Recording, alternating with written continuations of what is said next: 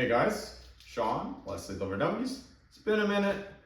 As I said in one of my community posts there, it is busy season for me here, so 15-hour days are pretty much normal, and don't get much time for videos. So if you're tuning in right now, thanks for sticking in there. So I got my new bolt spring from Critical Situations.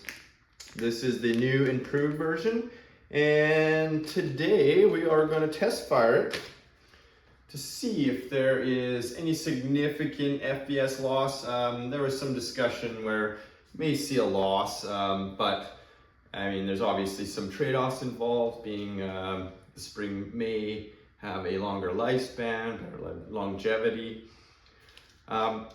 So obviously too early to say those things, but I'm gonna test it first. First I'm gonna test my bolt spring combination that is in this M17 now. I have my TIPX magazine that this is a good opportunity to say I was wrong. I mistakenly been calling the springs that I've been using D-mag springs when in fact they are Helix springs. And that's my bad. I was given wrong information. And here's how I came to that conclusion. I actually ordered both springs. I ordered a Helix spring and a D-mag spring. And what I got was a Helix spring, about yay big, about that long. And I got two D-mag springs about that long. So together they're about the same length, but it shouldn't be in two pieces and they shouldn't be this short. So I stand corrected, Helix spring. Helix spring installed in my TIPX mag. I will be shooting HP 68s. They make a very good thud into this marker now when I have them installed in this. So I'm quite happy with that mag spring upgrade. Not for the faint of heart. This magazine is a little fiddly, but it's not impossible. Just gotta take your time. Click, click, boom. BRH handle. And there's something I'll get into once we put this down on the table. Unmodified regulator, just standard bypass PRV delete. I won't be using my standard 9 CI tank today, 10 CI FS tank. No reason in particular, except it already had an on-off attached to it. And I just picked this guy up. So this is an AliExpress on-off. It has a very large opening. I have already just cycled it on and off. It works quite well. It is brass. Aside from the nickel plating and this gauge, the gauge is unnecessary. So I actually could put, well, could I? Might be able to install the bleed valve into that gauge port. I think the gauge is just an unnecessary complication of it, but nevertheless, I will be testing it on my M17 marker.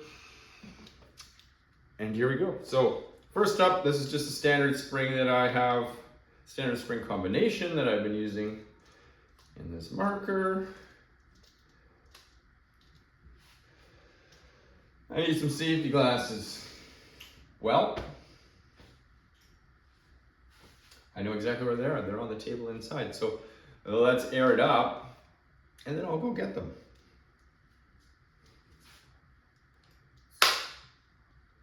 Very quick turn to power it up. This tank output is 850 PSI. And I've never had a gauge installed anywhere else. So this is a full tank at 850 PSI is what it tested at. And this gauge, which would be on the marker side, shows a tick under 800. So, I don't know, whatever that means. These analog gauges, not very accurate. They're a gauge, nevertheless. So if you know where your start point is, it'll give you a good baseline, I guess, so to speak, as long as you're going off that gauge all the time. Let me go grab some glasses. Safety glasses. Chronograph. Oh, you know what else I forgot to mention? This is a Lion Claw barrel. I thought I'd give it a shot. Lion Claw from MCS. It's a smooth bore, 687, and HP68 fit very well in there. I'm actually surprised. This 687 fits like my 684 Lapco. So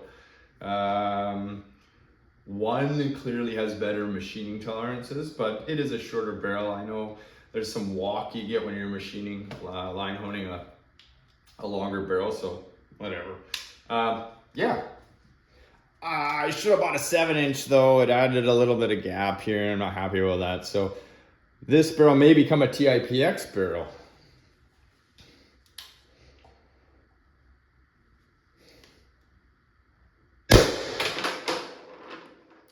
$316.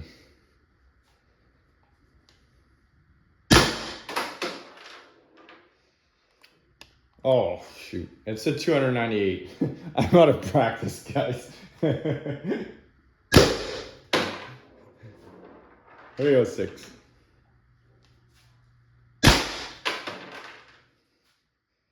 Oh, it said 314. I don't know what's going on. This chrono, I think, is a hunk of shit, really.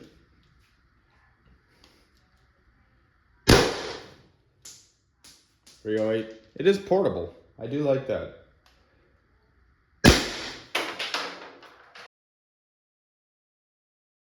$308.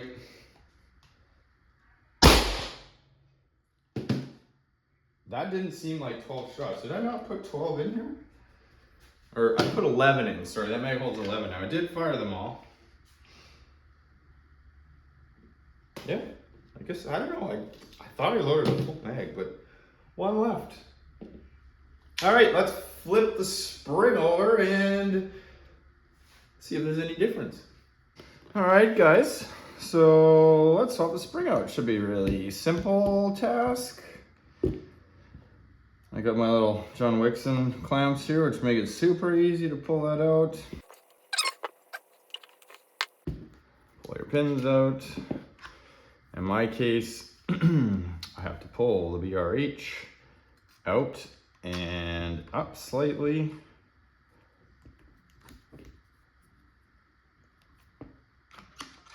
Oh, you know what? I didn't put it in fire, so my bolt's stuck in there.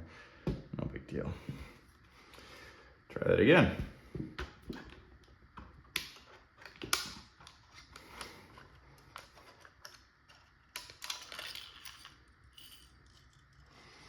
There we go. One spring out. Second spring out. I just want to inspect these.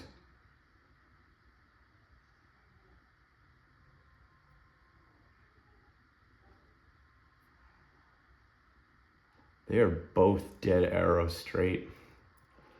I really like that. That was a successful test. But this is what we came for. Critical situations. Bolt spring. Here was the original one that I was sent to test. You can see it deformed. It didn't really have, it didn't notice any effect on the function of the marker, but Mustafa was the fellow that I was in contact with, and he wasn't happy about that. So he made some changes.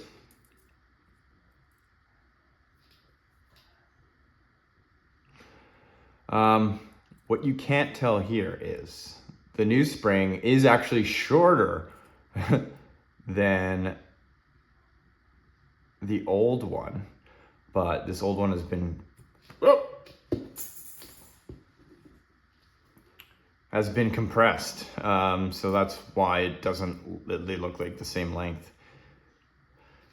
The big thing that I was concerned about with this spring is its compressed length, because I am running the BRH, and this BRH requires, at least for less lethal, that you have a longer spring. And the reason for that is this spring becomes the stop to prevent your BRH from running into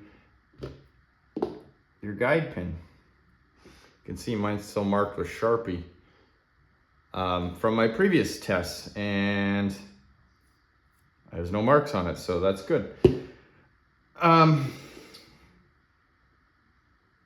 biggest thing is that this spring is, well, I should measure it for you guys.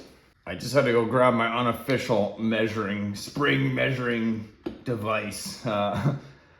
So to prevent contact with the BRH, after some measuring and testing, 30 millimeters compressed length is the minimum space required to not make contact with the BRH. And when I tested for that length, it also was the first sort of notch before you saw any decrease in velocity, because obviously if your spring's too long, your bolt doesn't cycle far enough to release enough air. And this bolt spring is like bang on 30 mils compressed length. So it should do nicely. Reinstall it, well, just the reverse order. The spring is brand new, so I'm just gonna slop a little oil on it here. And I said a little. Okay, I'm just looking at my bolt here. Always a good idea to check everything's not loose. Guide pin was tight, I already fiddled with that, and then the bolt halves are together.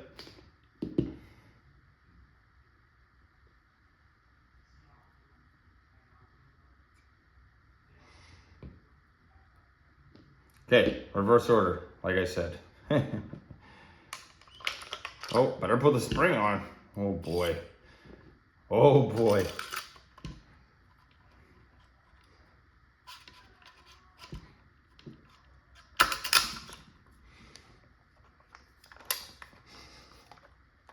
Gotta squeeze the trigger, put it in safe. There we go. Reinstall your heat core. I'm not going to lube it because I can see it has plenty of lube on it.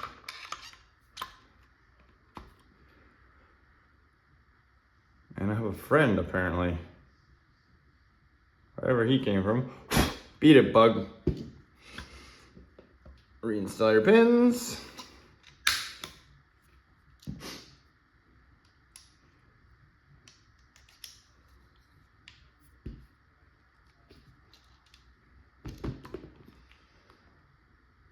Forget your washers, as I do all the time, and then I'm like, ugh. But the good news is I don't have to really worry about that anymore, because it's super simple with these rubbers on here.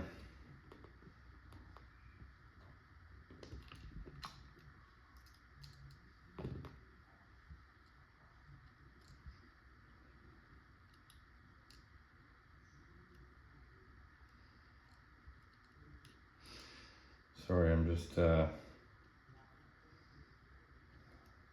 spinning my pin there. It's not in the optimal location for, there we go.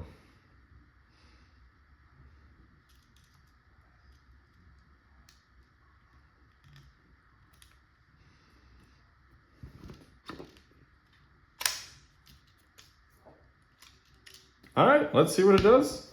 Well, in case anybody was wondering, yeah, the feet per second was a little bit low on this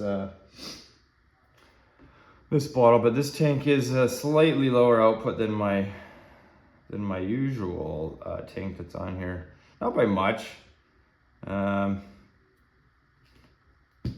actually brings up a good point. Let's test it, because my other tank tests at 875, and this one always tested at 850.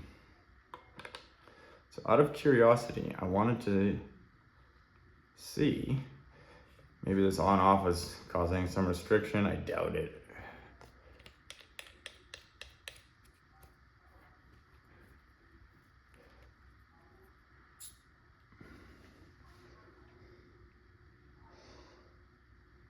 Well, I'll be a monkey's uncle. It's 30 degrees in my garage today. It's creeping a little bit, but that's more like 825. So this bottle always tested at 850, and now it's testing 825. Go figure. Reg springs in here do weaken over time, and most of the time my bottles do stay filled, so I don't know, to be expected, I guess. But nevertheless, you guys, when you're trying to compare apples to apples, always verify your tank output. You know, there's nothing more that bugs me is when somebody says it's this many joules, but or it's the opposite when somebody says, well, how come I'm not getting that many joules? And well, it's almost always bottle pressure. No two of these they're alike when they're tested at the factory, but so many different circumstances can cause swings. Let's do the dirty.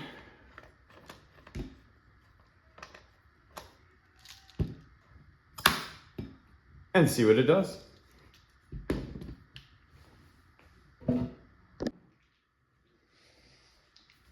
Okay guys, I don't know if I'm crazy or not. I swear I put 11 HP in here, and there was 11 in the trap, but either my brain's just not working. So I'm gonna load them up for you. 1.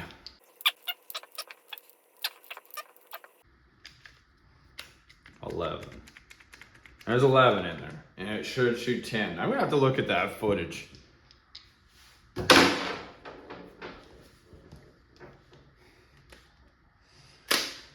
I think I would call it 306, 308. There are some oddballs in there. Some of my HP are chipped. So that can affect the FPS just a little bit.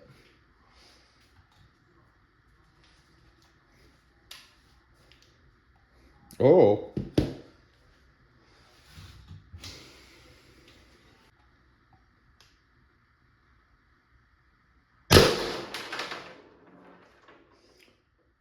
$276.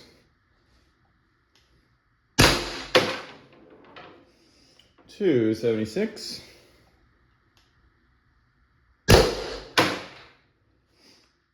$284.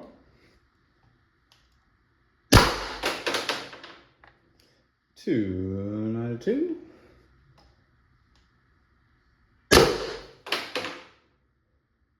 $286.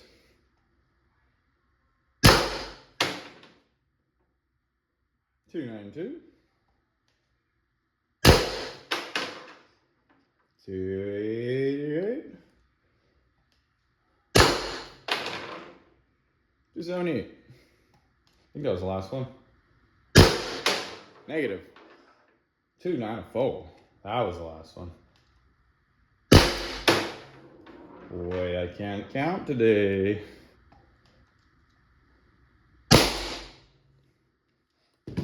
Definitely the last one. Thoughts?